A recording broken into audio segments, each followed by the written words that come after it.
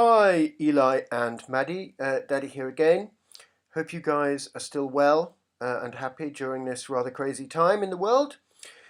There has been a little tentative talk, which I followed on the news, from the government saying that schools and presumably nurseries may reopen again at some point in the near future. Like I said, this is very tentative and everything has to be taken, well, not just with a pinch of salt, but with a large dose of disbelief at the moment. But we shall see. There's various chains of shops and restaurants, so for example, Wetherspoons and McDonald's, who are getting into trouble because they're trying to reopen. Of course, it's a crazy time for every business, but hey. So I was looking back through the vlogs I've done for you, and I realised I hadn't done another name-dropping video for a while. So here's another one. And I might even tell a bonkers performance story or two too. Tutu, can you say that? Maybe if you do ballet. Anyway, so yes, the person with the most charisma I have ever met in my life was Big Lucy, as we used to call him, or Luciano Pavarotti, as he was known to the world. Of course, being in music and film and comedy, as I have most of my life, generally showbiz, I've met a lot of famous people. And you could be in a room with several Oscar winners. You could have Tom Cruise and Dustin Hoffman and, lots of other people. But if Big Lucy walked in, every single bit of focus in that room went immediately towards him. I've never been in a room with anybody quite like that. It was astonishing. And it also worked on stage. It just transmuted into the audience. You couldn't take your eyes off him, despite the fact he couldn't act at all.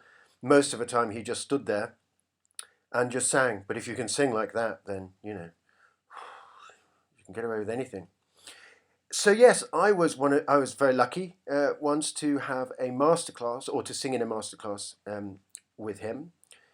And I think I've told you before in a previous vlog how masterclasses work. The great artist comes in, listens to you perform, and then they give you tips. If you're singing, as I was, then they give you tips about breathing, interpretation, language, acting. They give you all kinds of tips, and you learn a lot from that kind of stuff. I mean, that's how you pick everything up, through that and performing, of course, and listening to recordings, and also performing with orchestras.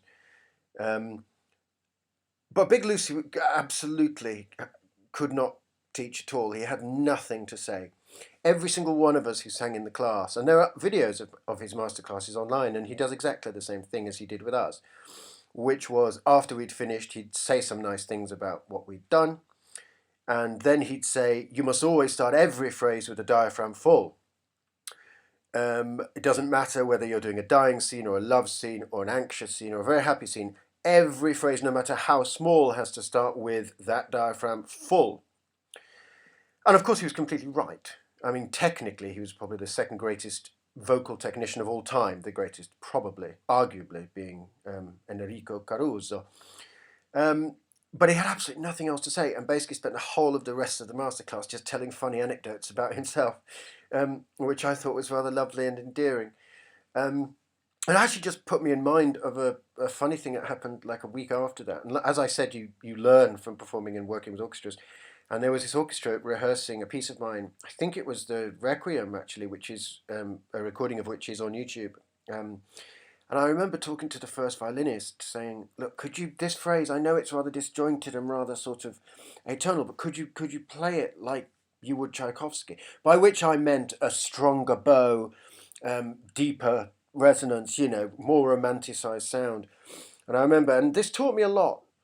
He turned to me and said, if you want me to play it like Tchaikovsky, why the fuck don't you write it like Tchaikovsky? And that taught me a very great deal. Yes, but anyway. And then, of course, there was a great sociologist and philosopher, Zigmund Bauman, who, of course, was based at Leeds University. I was born in Leeds, and we were, as a family, based in Leeds for a long time, who used to babysit me. And I remember one of his favourite things to do, this great, great genius, was to sit me at the bottom of the stairs, and he would sit at the top of the stairs and fold little paper aeroplanes and send them down to me shouting, "Airmail! Airmail!" And these aeroplanes would come down and hit me, and I would giggle for hours.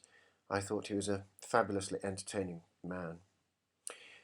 And there's a fabulous photograph in existence from the Royal College of Music days with Prince Charles at one side, Pierre Boulez, who I actually, when he died a couple of years ago, I gave an interview on the radio about him because the presenters of the radio show couldn't find anyone else who'd actually known him.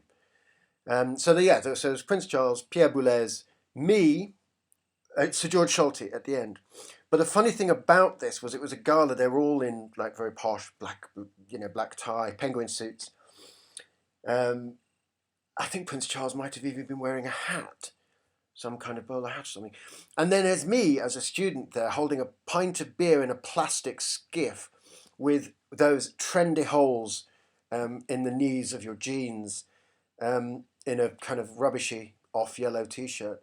Those were the days. So yes, that's a photograph I treasure, and it's very amusing. So I must go and feed the tortoises, and as I said, I hope you're well, and I'll speak to you again later, and Daddy loves you always. Mwah.